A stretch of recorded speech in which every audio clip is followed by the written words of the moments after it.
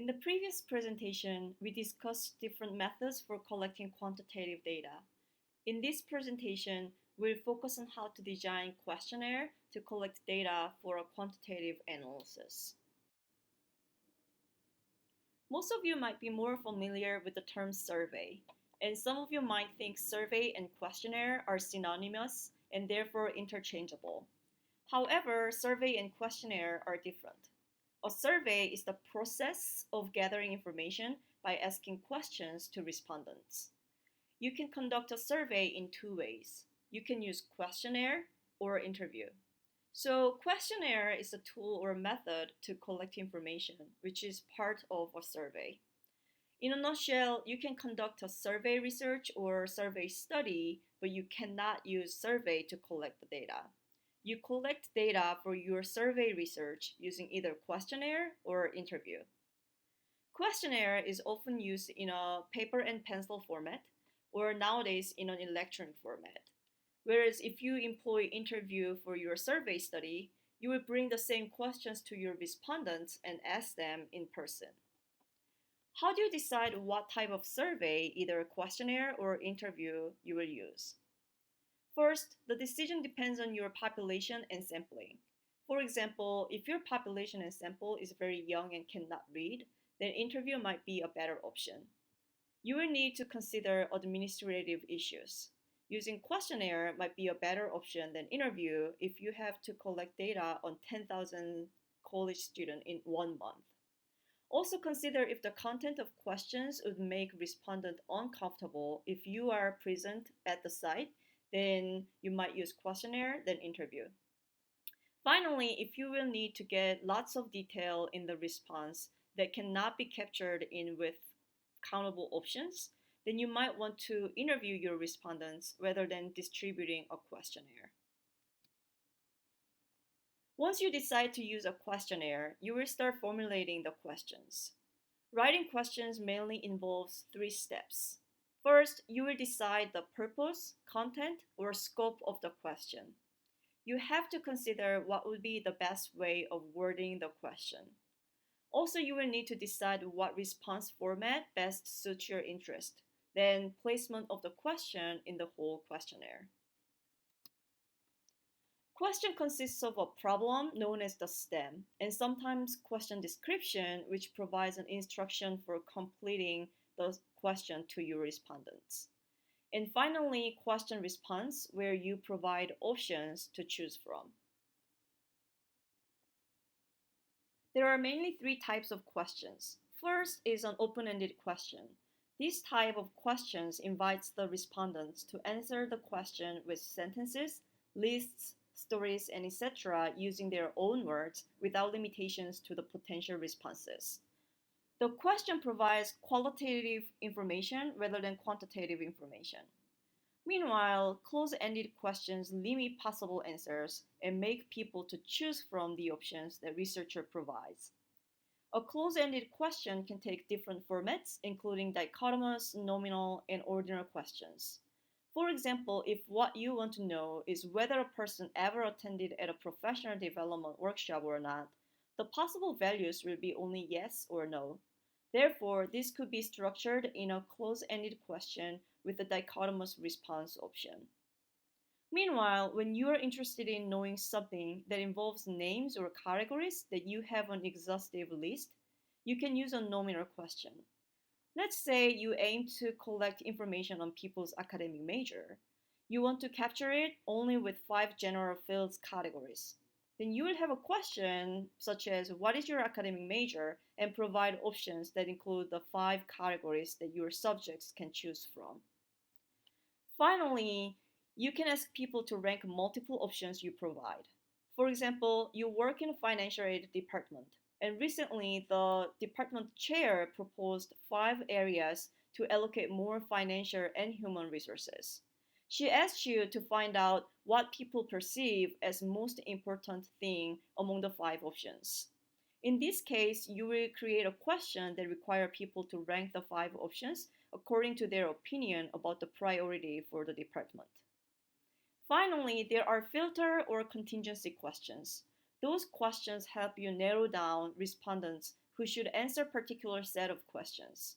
For example, if you want to understand people's experience on various dimensions of a professional development event, you will want the people who attended the event to answer the following questions. Or there might be some other information that you want to collect from people who did not participate in the event. In these cases, you can have a question to filter specific group and guide them to different sets of questions with an indicator to the appropriate follow-up questions. So how do you decide what type of question to use? First, you have to reflect what you want to know from the questions. Factual information is relatively easier to capture with closed-ended questions.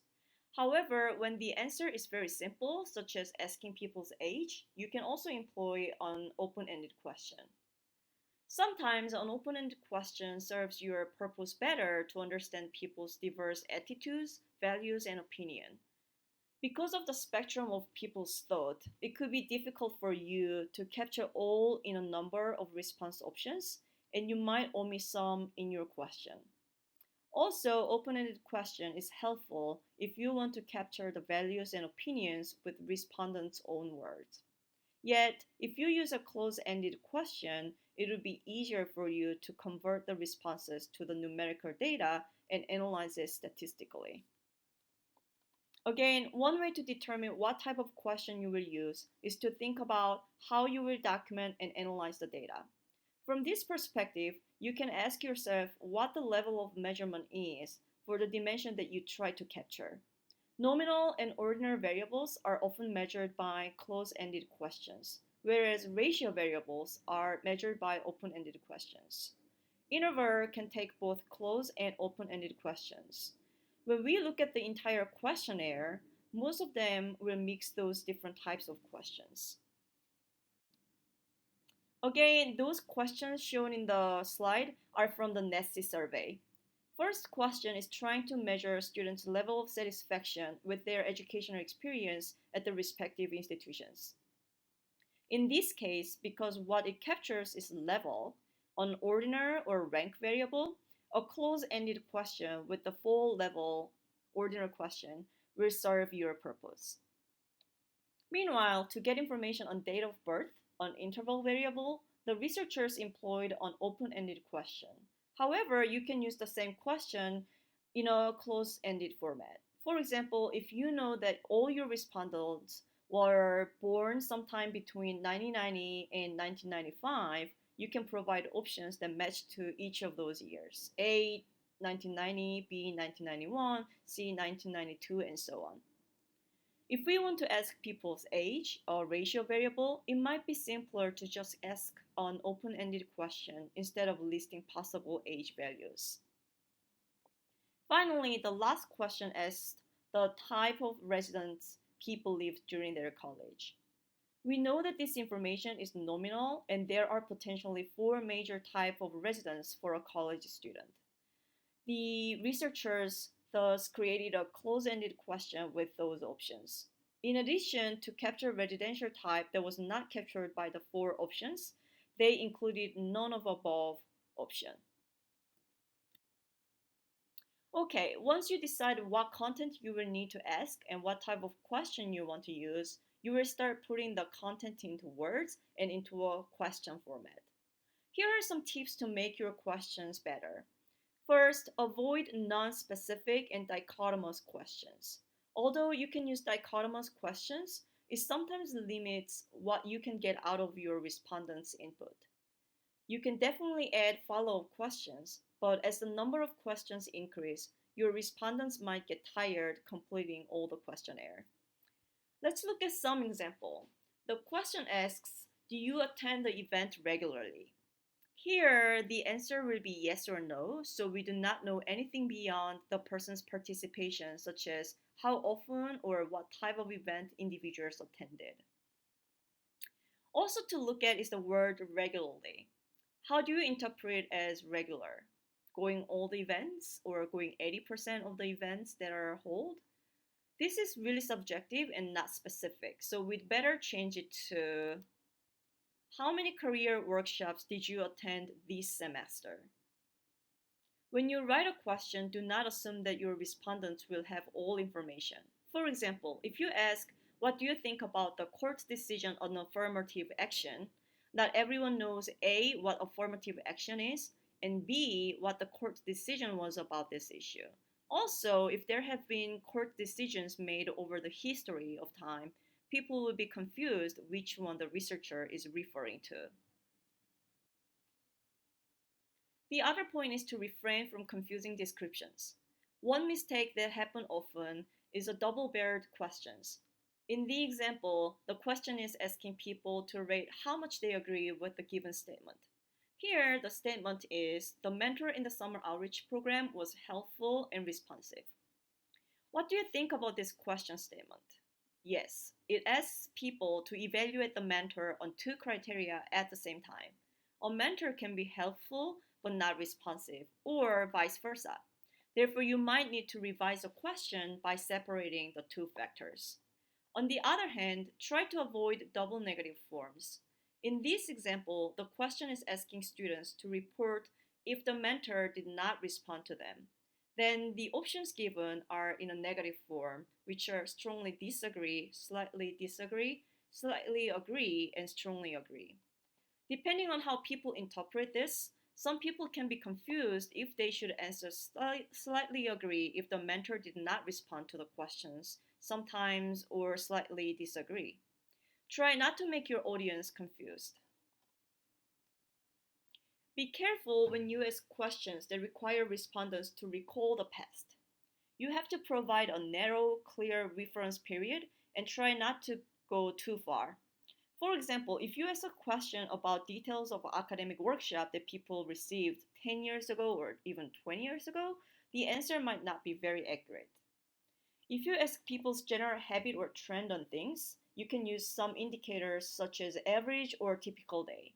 For example, if you want to know the alcohol consumption of freshmen, and you can imagine that a student might drink a lot, let's say 10 drinks on one day, but do not drink at all for the rest of the month. If you simply count how much drink he had per month, it's going to be 10. However, if you want to know typically what the student drinks, you can ask him to report on average or on typical days how much alcohol he consumes. Also, you may avoid hypothetical questions. For example, if you ask people if they would participate in the mentoring if it were available, it would not provide accurate answer to how much people are interested in mentoring compared to the case where you actually document the participation of people when a mentoring was offered. Having said that, sometimes hypothetical questions can be asked. A good example will be educational expectations and occupational aspirations and so on are often used as an important aspect that determines people's actual level of education or occupational attainment. So in those cases, you might ask some hypothetical questions. In your question, be conscious of bias by looking for pejorative language, one-sided, or culturally insensitive questions. For example, the first question here is guiding people to a negative answer by stating that 18-year-old students are immature. The second question might be also leading people to a biased responses because it states that ASU has not increased tuition for 2 years, and this statement can make people to think that the cost is not high and therefore the university is a good value for students. Once you wrote the question, then you will choose the response format. For an open-ended question, you can make people to fill the answer in the blank. You have more option when it comes to close-ended questions.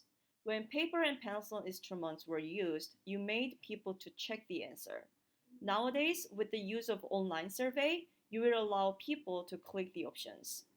The options can be provided in different formats such as box, blank, and number or character to be circled.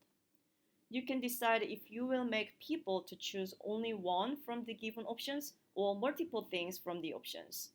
You also have an option of allowing people to check all that apply. It is also possible to make people to rank the provided options. A lot of times when people ask opinions or perceptions, the scale measured is utilized. Most famous is the Likert scale that has 5 points that ranges from level 1 to 5. You can use different words such as strongly disagree or strongly agree, or strongly satisfied to strongly dissatisfied, depending on what you are measuring. One thing you have to consider is if you will include a neutral point. Sometimes people do not include a neutral point as respondents tend to avoid providing a clear answer, and the obtained values as a result converge to the medium or neutral points. The other option you can add is do not know or not applicable. Having this option can help you to exclude some people who are not relevant to the question content. Yet, the do not know option might allow some people to get away from providing a candid answer. So you have to carefully determine if you will include those options. Also, when you provide response options, the categories should be mutually exclusive without any overlap. For example, if you were provided boxes with 0 to 5 and 5 to 10 and 10 or more, and your answer is supposed to be 5, you will be confused to which box you should select. The list should be exhaustive to avoid the confusion. For example, to capture the educational attainment level, a researcher provided a question with an option of less than high school, associate degree, and a bachelor's degree. If you attended a college and did not graduate, which option should you select? What if you earned some graduate degrees, either master's degrees or doctorate degrees? Therefore, when you write the question responses, list all possible options and while keeping the question and response set to a manageable size. Once you have multiple questions and options for each question set, then you should start thinking about how you will put them together as a questionnaire, considering the organization of the questions. Before you start asking questions, start your questionnaire by thanking your respondents for their time and input, and providing necessary background information about your study and the use of data. Then start asking some simple background information as opening questions. These questions, of course, can be used later for your analysis of basic characteristics of your sample, but also help your respondents to get familiar with the survey. Unless the survey requires really simple input such as age, avoid open-ended questions that respondents have to provide a lot of information and description. Now, you will move on to the questions that get at the major point of your research. You will want to organize it from easy, no overwhelming questions to more difficult and complicated questions. Or you can organize questions according to the topic area that questions are touching. In this case, though, you have to provide good transition between different sections. Finally, avoid repetition. Especially when the questionnaire becomes long, look at if you have any duplicated questions in different sections. When you use questionnaire to collect your data, you have to make sure that your questions satisfy validity and reliability. Validity is a measure that looks at if your questions are measuring what you intended to measure. Evaluate your questions if each question represents the content. Also see if the questions included in the questionnaire are comprehensive to collect all information you needed to address the purposes and goals of the study. Finally, consider if the questions are appropriate for your sample or population. Meanwhile, reliability is about if the measurement produces same results consistently. If you use the same questionnaire for a group of students one time and redo the survey one more time a week from then and found significantly different responses without major changes happen to the group, then the questionnaire might have some issues to produce a reliable data. One way to check and improve validity and reliability is to run a pilot test with smaller size of subjects that are included or not included in your sample and get feedback from the preliminary data. In our face-to-face class, we will have a short Q&A session for the 4 lectures and readings. As usual, we will take an example from an actual study criticizing the research design and survey questionnaire. If you consider using a quantitative design, we will develop your research design, sampling strategy, and measurements from this week.